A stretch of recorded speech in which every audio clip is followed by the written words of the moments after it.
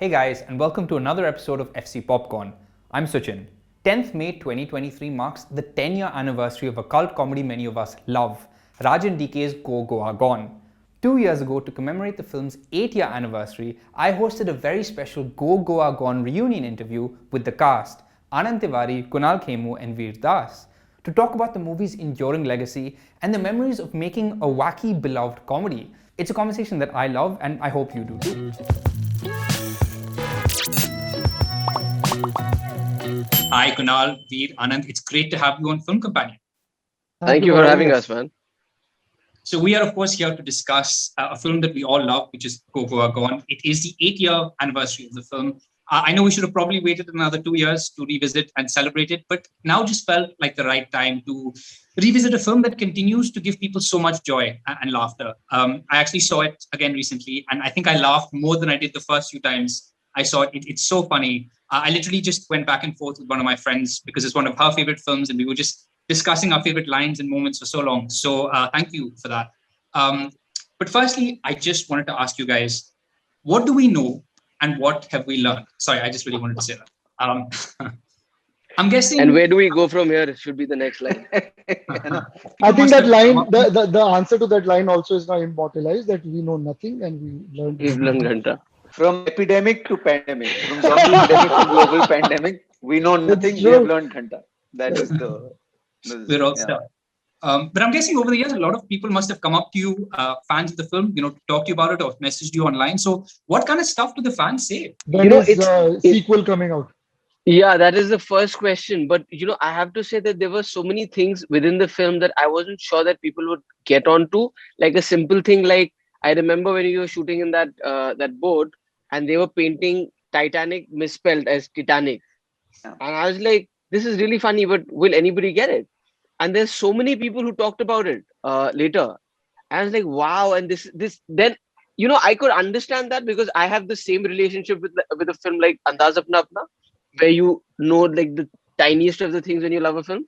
And it felt so good that we were a part of a film that had that kind of a fan following, that we are in this place today, 8 years later, still talking about it in a relevant sense. And I don't know, I can't express what it makes me feel like. And I feel really proud, almost like a father. Like it's a kid that, we have parented. But a really messed up kid. Like a very rebellious. That's why it's so much fun. A testosterone-driven orgy. Yeah.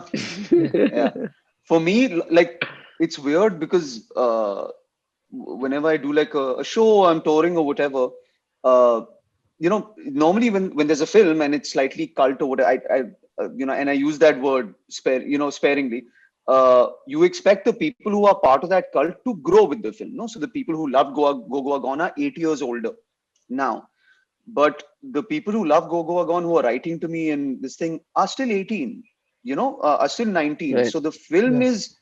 It's moving on from generation to generation, which is a very strange thing. College kids today like Go Goa Gone, as opposed to just college kids 8 years ago. That's very weird. I actually know a lot of people who don't actually watch Hindi films a lot, but they've seen Go Goa Gone and they love it. So it is really one of those films that you discover. And just starting at the beginning, obviously it is written and directed by Raj and DK, but Kunal, it also is partly your baby. You wrote it with them, you helped develop the film. So where did this whole thing start? What were those early conversations like when you said, let's make a zombie comedy? It was very interesting. It was never, the initial idea was never to do a zombie film. In fact, we were actually talking about doing a slacker film. It was still the similar Love, Hardik and Bunny, but in the gangster world, like they get trapped there and do a comedy there. And I remember I was in Delhi and I got a call from Raj, who was in America somewhere that time. And he said, hey, listen, where are you? I said, I'm in Delhi. What's up? He said, you have a minute? I said, yeah. He said, okay, I'm going to say something to you. Do not react. Think about it. And I said, yeah, what is it? So he said, this film that we are talking about, that we're excited about. I said, yeah. He said, now imagine these guys go there and they have this party and they wake up, but it's not gangsters that they're worried about. I said, then who? He said, it's zombies. Like something happened that night, and in the morning when they wake up, they realize that everybody's turning into zombies. And I was like, I don't have network. Let me call you back. And I said, then I sat with it. And I remember going in, and Soha was with me. And I told her that, listen, I got this call and I think it's amazing, but it's so bizarre. And she said, like, Yeah, but like think about it. And we had this chat and I immediately called him back in 20 minutes. I said, I am on. Let's just, but I don't know how anybody else will be on for this. And then we had to have somebody like Seth who was mad enough to, and it was so interesting. Like, the way the things happened, like nobody believed in this. He heard this idea and he said, really, you want to do a zombie film? Sounds really cool. And he saw that and he said, but it'll be in the script. And then and that's how I actually became a writer, because no money there to kind of put there. So we all started writing, and Raj and DK don't write Hindi. That's how I started doing final draft and like writing stuff. And I remember when we went and presented the script to Illuminati and Seth to read, it was supposed to be like that meet and greet where you say, okay, this is a script, and in 3 days we will hear back from you. And it was so weird that we were all sitting there, and he just opened the first page and he said, oh, love, ha, ha, ha. And then he read the entire script with us sitting there. And he just finished the whole script laughing. And we were like sitting there for 2 hours. I said, this is great. We should make this film. And then they were like, and will you play Boris? And he said, oh, yes, I will. And that's how it started. And Veer, Anand, what about you guys? When you were approached for this film, what was your first reaction to that script and that story? I had just come off of something similar, right? Which is, I just done Delhi Belly, just come out, and Delhi Belly was a very similar story in that somebody really believed in the script. It was really, really, really out there. And then it took like an Amir kind of going, this is mad enough, and so for that film to see the light of day. And I have like an instant connect with things where you feel like, they're not going to happen again in your career. Like for me, even stand-up was that. Like when I came back to India, people were like, this doesn't happen. I'm like, yeah, let's do it. So Delhi Belly also felt like that. There was this consciousness that we're not going to get to make this again in our lives.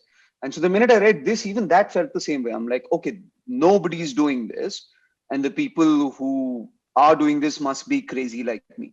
So I need to be a part of it. So I'm always kind of attracted to material like that. But I think Raj and DK, they came to, I had a rock concert in Bandra. My band was playing. And Raj and DK were in the audience. And then we met like after a rock concert, which is the worst time to meet anybody. Because with this, I was inebriated and I think they might have been too. And they're like, we're making a zombie movie. And I'm like, okay, let's drink now and we'll talk about it later. And then, other things. You were in character. I was in character, absolutely. Yeah. So yeah, it was great off the page. I actually have to thank late actor Amit Mistry, who's a dear friend of mine, because him and I did a play called One on One at T3, and Amit is somebody that Raj and DK have worked a lot with, and they came to actually watch Amit. I happened to do one of the pieces in that evening, and they liked me enough to get me to come and test for the part of Dummy. I always wanted to be a filmmaker, so even 8 years ago, I was hustling with scripts. I was going to production houses trying to make that happen, and I never got to go to film school. So I always, vicariously learned from the directors that I worked with, and I just wanted to understand how do two people direct at the same time. I'd never experienced that. I really learned a lot from these two as actors, but I also learned a lot from Raj and DK in terms of how they shoot comedy, and I use a lot of that learning in my direction. Yeah, but you knew then only Anand was a filmmaker.